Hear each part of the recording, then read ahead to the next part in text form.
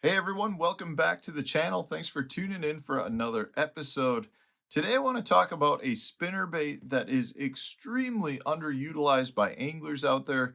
It's one that can give your spinnerbait a presentation that a lot of fish don't get to see, and it's one that generates some really big fish for me. So I want to share this with you and kind of point you in a direction as to how and where I like to use it. Before I do get into that, though, I want to remind you that I do have a members only channel. So if you're looking to support the channel and you want more content from me, check that out. You can go to my YouTube homepage, click the join button, find out about that from that standpoint. Do additional videos on a monthly basis. We get a monthly live stream and you can have direct access to me.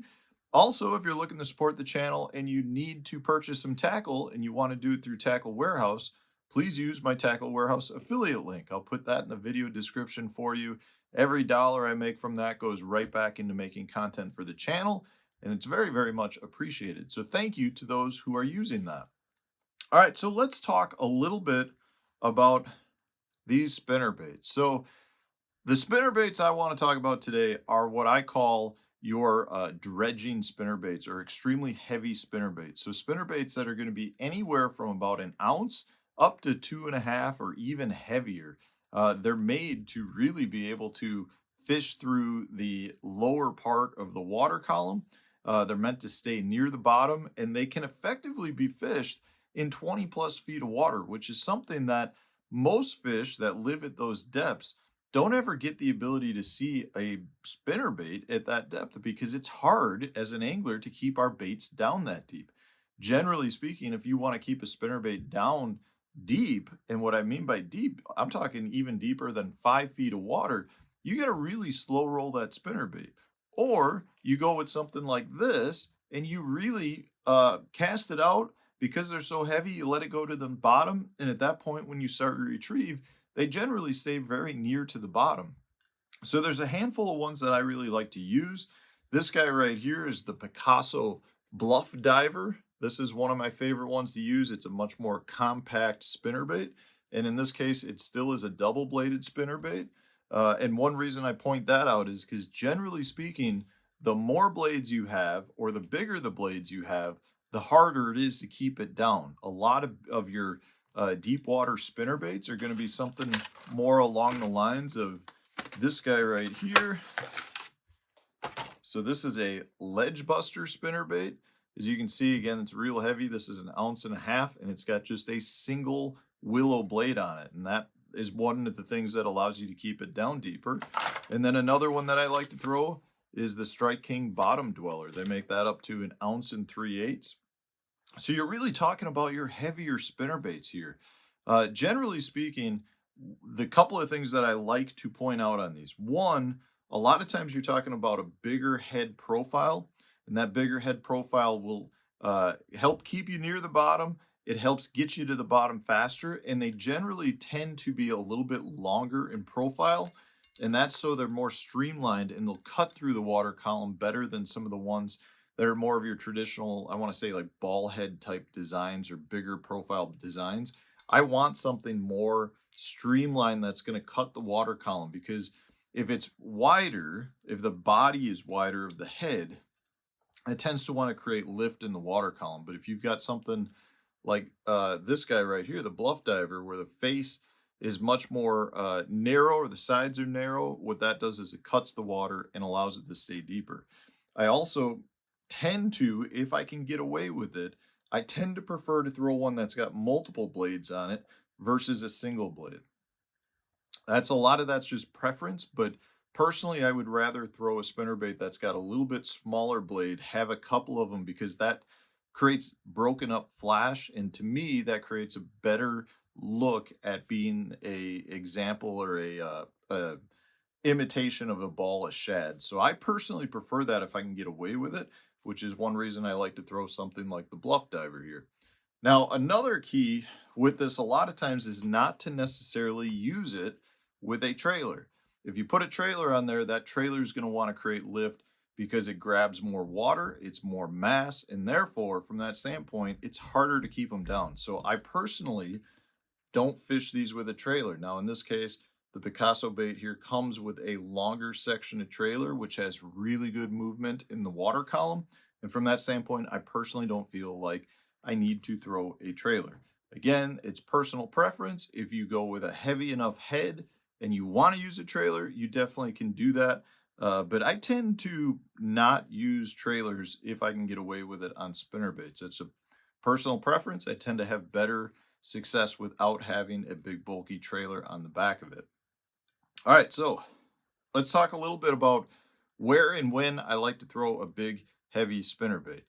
Now, obviously, this isn't something I'm going to take right down the bank and just be like throwing at dock posts and fishing like I would a traditional spinnerbait. I'm generally going to be looking for more offshore structure in places where I've got good bottom contour change, meaning a depth or a drop off. Those are the areas where I really like to fish this.